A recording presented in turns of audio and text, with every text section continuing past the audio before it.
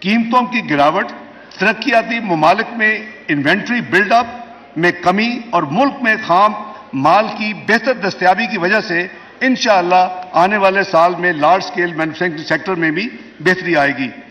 مندرجہ بالا اقدامات کے نتیجے میں جناب اسپیکر، ملک کی معیشت ایک ولنریبل صورتحال سے نکل کر سٹیبلٹی کی طرف آ رہی ہے۔ بجٹ مالی سال 2023-24 کے ذریعے ملک جو اقدامات ہم لینے جا رہے ہیں، جس کی تفصیل میں ابھی ہاؤس میں عرض کروں گا، اس کے نتیجے میں انشاءاللہ یہ ملک سٹیبلٹی سے اب گروتھ یعنی ترقی کی طرف اپنا سفر گامزن کرے گا انشاءاللہ۔ جناب اسپیکر، اب میں آپ کو بجٹ مالی سال 2023-24 کے عمومی سمت کے بارے میں عرض کرنا چاہتا ہوں۔ معیشت میں بہتری کی سمت کے باوجود ابھی بھی معیشت کو ہم سب کو پتہ ہے کہ کافی چیلنجز کا سامنا ہے۔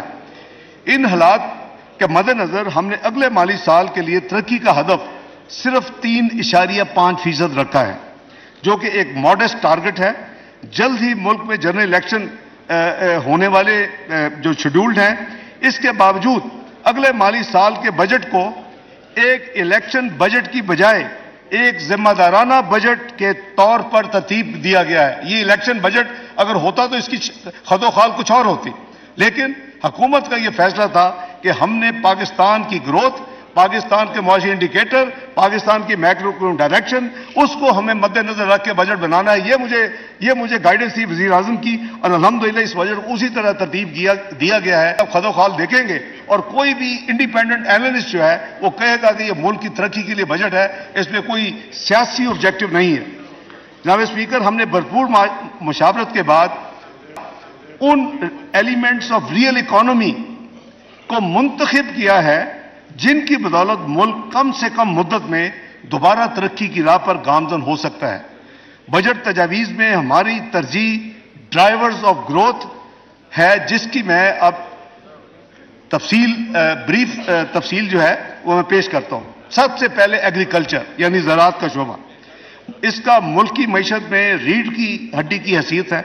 اگلے مالی سال میں اس شعبے کے لیے مندرجہ ذیل اقدامات کرنے کی تجاویز ہے۔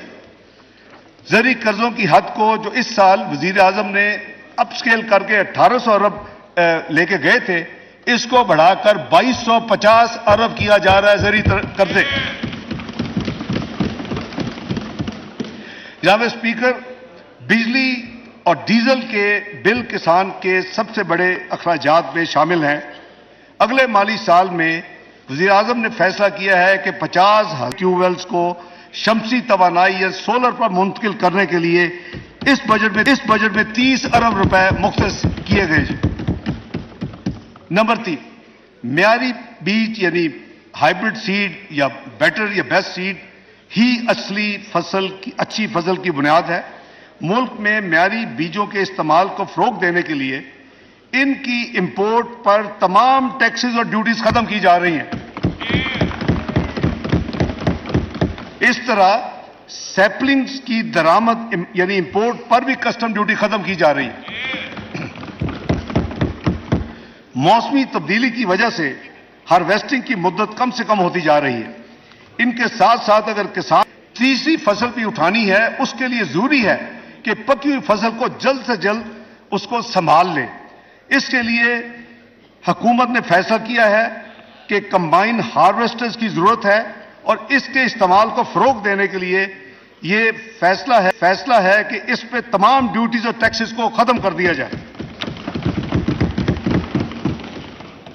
چاول کی پیداوار کو بڑھانے کے لیے رائس سیڈر، پلانٹر اور ڈرائرز کو بھی ڈیوٹی اور ٹیکسز سے مستثنی قرار دیا جا رہا ہے۔ جناب اسپیکر، ایگرو انڈسٹری یعنی ایگریکلچر سے جو انڈسٹری ریلیٹ کرتی ہے، یہ دیہی معیشت میں انقلاب لانے کی صلاحیت رکھتی ہے۔